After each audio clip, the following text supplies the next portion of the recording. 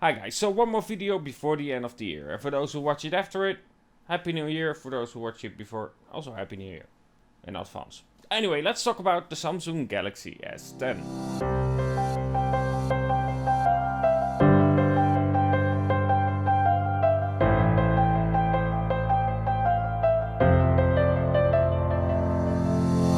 So the release date of the Samsung Galaxy S10 is getting closer and closer, and we know quite a lot about the phone itself, what features it will have, what the internals are.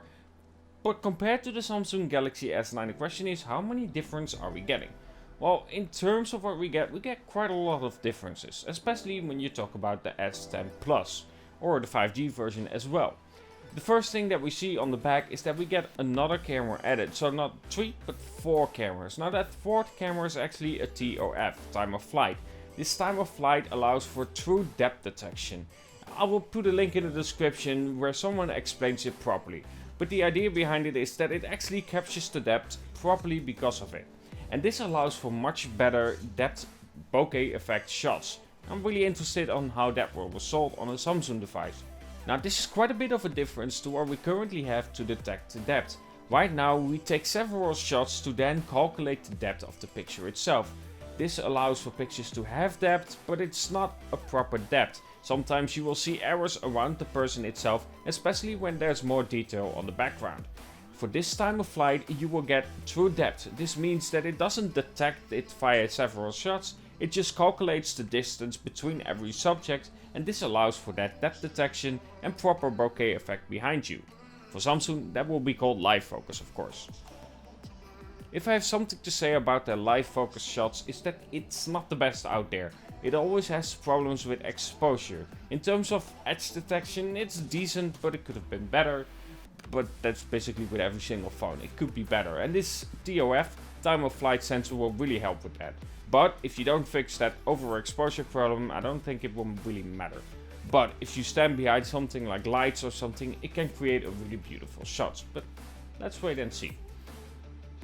Other than that, we expect of course an under the display fingerprint scanner. Now you say, oh, but OnePlus, Oppo and others have that as well. This is different. This is a Qualcomm technology and it's very different. It's more secure and it works faster. The idea behind it is that it actually creates a sound wave, and this sound wave reflects on your fingerprint and then creates a unique pattern, and then you can unlock your device via that.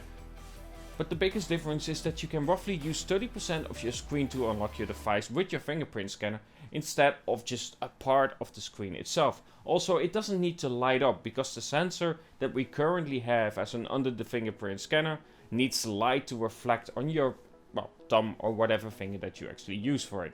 So this is very different, and this is why also Samsung took their time to actually release this. This is a more secure and a faster approach to it, and I really do appreciate them taking their time to actually do this instead of what we have so far.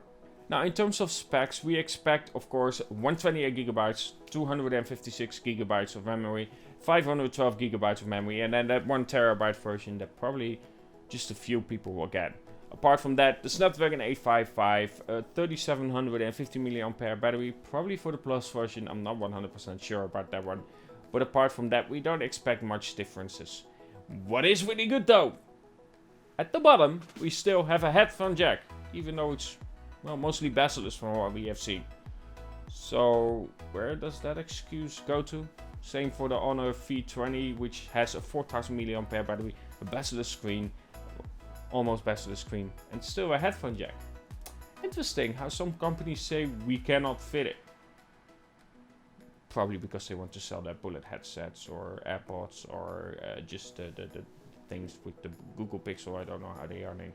Anyway, apart from the extra camera, in terms of design, this will be placed horizontal instead of vertical. So basically like the Note 8 and the Note 9 that we currently have. Which for me is something that I'm not really a fan of. It doesn't look as nice, but it does allow for a bigger battery. And then in terms of screen, we're gonna get a bigger screen again, and with the 5G version being 6.66 inches. Which is crazy. We're getting really close to a tablet territory, and I'm not sure if I'm really a fan of that. But the benefit is that you will have less bezel, because that's what everyone is pushing for. And we will have less bezel and it will feel much smaller. Also, from what I heard, a taller aspect ratio. Not a lot, not like the 21.9 that Sony will do for the XZ4, but still a taller aspect ratio that allows for a better fit in the hand because it doesn't get too wide. And then we have to talk about the camera cutout. So we don't have a notch, and I'm really happy with that. But if we look at the Plus version, it has that dual camera cutout on top, on the right corner. I'm not a fan of that. I'm not a fan of the notch, I'm not a fan of the cutout, but if I have something to say about the cutout is that with one camera, it looks fine if it's not too big, not like the Samsung 8AS. I'm not really a fan of that approach, but anyway, we will have a dual camera setup on the front for the Plus version and the 5G version, and a single camera on the other versions of the Samsung Galaxy S10 series. Again, I'm not really a fan of it, but it's better than a big ass notch. In terms of notches, I think the water drop and this approach will look the best, but if you can call it a notch, but I'm not really a fan. Either way, let me know in the comments below what you expect for the Samsung Galaxy S10. Are you looking really forward to it? For me, I think there are some changes that need to be made, especially with the camera software. They need to work better on how they actually produce the pictures. And simply having an option, if in low light you want to have a warm tone picture or just a natural looking color. I don't think that's something too much to ask for. I think it's pretty easy to do for them because they know they can. I'm pretty sure they can. You can do it in the advanced mode, you know, in your pro mode and whatnot. So I really feel like we should just have the option to choose a natural picture. In some cases, I really believe that a warm tone picture can look really good, especially when you have a nice bouquet behind you. But sometimes you just want the more natural color, especially when it's, you know, a larger set that you actually try to capture. For instance, as well, people or anything like that, where bokeh isn't really a thing you play with. Have a good one, and of course, keep all your fingers on you if you play with fireworks. Talk to you guys in the next year, because I'm not uploading anymore in this year, that's for sure. Maybe. Yeah.